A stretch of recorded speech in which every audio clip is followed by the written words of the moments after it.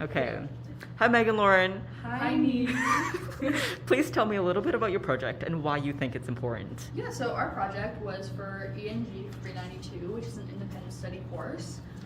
What our main goal was to translate a play from Anglo-Norman to modern English called La Sainte Résurrection, which we first came across in ENG 330 or ENG 330, medieval drama with Matthew Sergi. So we did this independent study with Professor Sergi. It was a lot of fun to get supervision as an undergrad to kind of work on our own self-directed research project. This was a mammoth of a project. It took a lot of work. It did take the full semester. But yeah, we got a ton of awesome opportunities to share our work with scholars in the field and present our work to the community. Our work allowed us to also audit a grad course, ENG 5100, which was about medieval texts and global translations. So we were able to audit that every week. So our translation was a 42-page footnoted document of about a play fragment. It's about 300 lines or so. And our goal for that was to produce a text that also maintained an accurate or true-to-text translation from the Anglo-Norman to modern English, but was something that also maintained the original meter, which is something that this text in particular has never seen in English being produced before, and this text also hasn't been translated since 1975. It was also important in translating this text that we kept the performability of it because it is a play, it's highly performable. We had to keep the embedded action within it, the implied stage directions, and the voices of the individual characters from the old French translation into the modern English. Now, I cry you thanks. Then Longinus laid down in sorrow. You can just kneel, that's fine. And said, or whatever.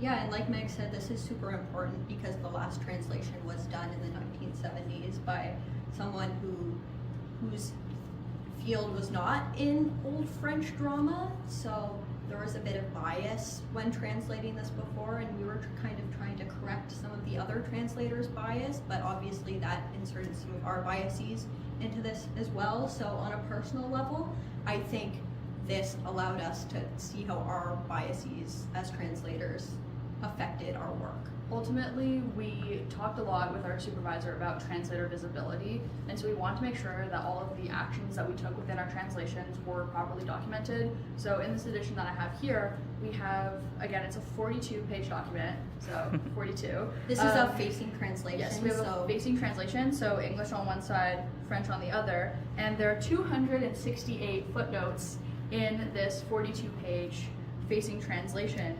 So there was a lot of, I think in a sense, visibility in terms of what our actions were, but not necessarily visibility within our own identities. We thought that honesty when translating was important, and also staying honest to the manuscript in which we have it. And the first step in creating this project was finding and accessing the manuscript, which for many bureaucratic reasons, we couldn't actually access in person, but we were able to access a scan online.